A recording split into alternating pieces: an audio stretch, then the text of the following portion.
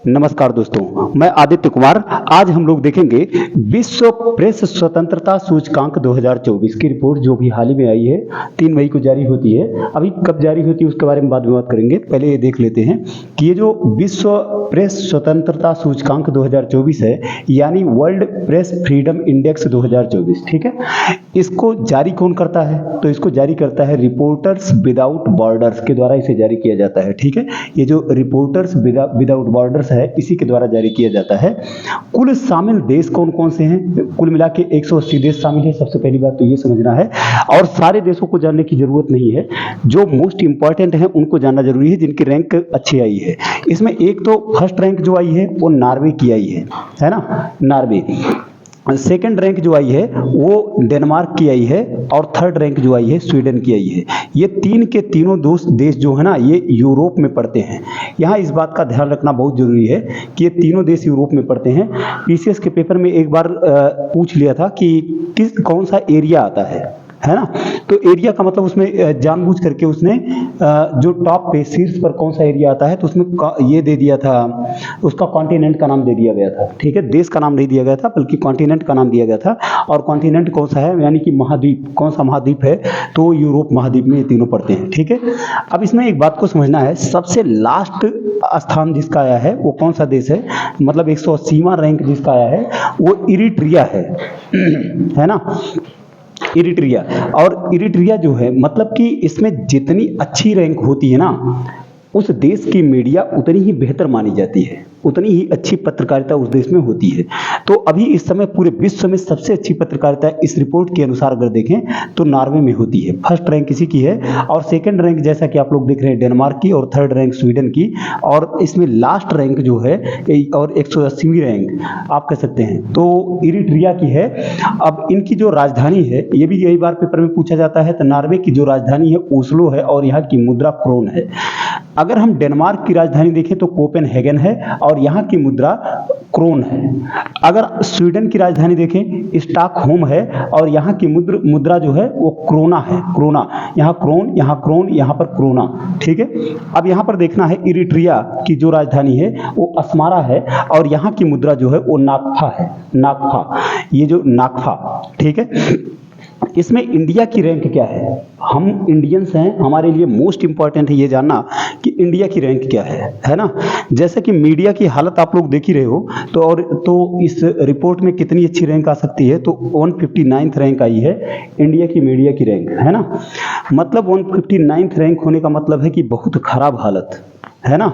2016 के बाद अगर देखा जाए तो वह लगभग लगातार घट ही रही थी। अभी इस बार जो है इसकी रैंक में लगातार गिरावट देखने को आ रही थी। इस बार क्या हुआ है ना, इस बार 2 अंक ये सुधार हुआ है।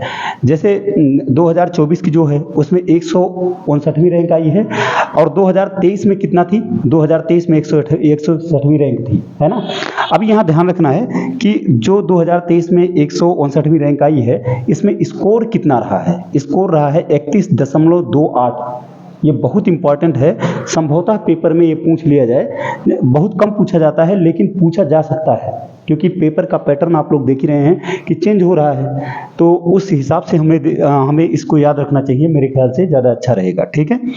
तो 2023 में जो भारत की रैंक आई है वो 161वीं रैंक आई है, और 2023 में जो स्कोर था वो 36.62 था, 36.62, ठीक है।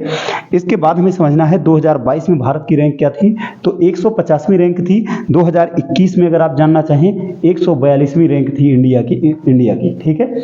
इसके बाद हम लोग अगले पर चलेंगे। तो अब हमें एक बात को समझना है कि इसमें जो ये विश्व प्रेस स्वतंत्रता सूचकांक 2024 जारी की जाती है रिपोर्ट ना, ये कब जारी की जाती है? ये विश्व प्रेस स्वतंत्रता दिवस के दिन जारी की जाती है। इसको कई बार विश्व प्रेस दिवस भी लिखा रहता है, ठीक है। विश्व प्रेस स्वतंत्रता दिवस लिखने के बजाय ये विश्व प्रेस दिवस भी कई बार लिखा रहता है, तो इसमें कोई घबराने की बात नहीं है, इसको समझना पड़ेगा, ठीक है। तो ये कब मनाया जाता है? ये 3 मई को मनाया जाता है, यानी कि यह रिपोर्ट जो जारी की जाएगी वो 3 मई को जारी की जाती है, ठीक। अब एक चीज को समझना है, जो 2024 वाला अभी हाल ही में विश्व प्रेस दिवस मनाया गया है, वो कब मनाया गया है, वो कौन सा संस्करण था? 31वां संस्करण था। एक तो 3 मई को मनाया ही जाता है, वो तो बता ही दिया मैं, 31वां संस्करण था। और दूसरी बात, ये मनाना शुरू कब किया गया है, इसको ध्यान रखना है। ये दिवस मनाना जो शुरू किया गया है ना, 1993 में शुरू किया गया है, ठीक है, 1993 में शुरू किया गया है। और इसकी जो थीम थी इस बार की ना, वो थीम थी a press for the planet,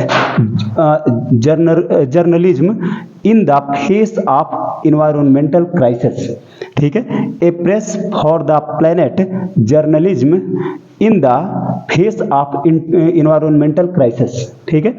इसके बाद हमें समझना है कि ये जो दिवस मनाया जाता है ना, ये दिवस मनाने के लिए यूनाइटेड नेशन असेंबली के द्वारा मतलब इसको शुरू किया गया था। मतलब इसको संयुक्त राष्ट्र महासभा भी लिखा हो सकता है, उसके द्वारा शुरू किया जाता है। इसके बाद समझना है, ये दिवस मनाने का जो निर्णय लिया गया था ना, ये निर्णय यूनेस्को के द्वारा की जो आम सभा है उसकी सिफारिश पर लिया गया था।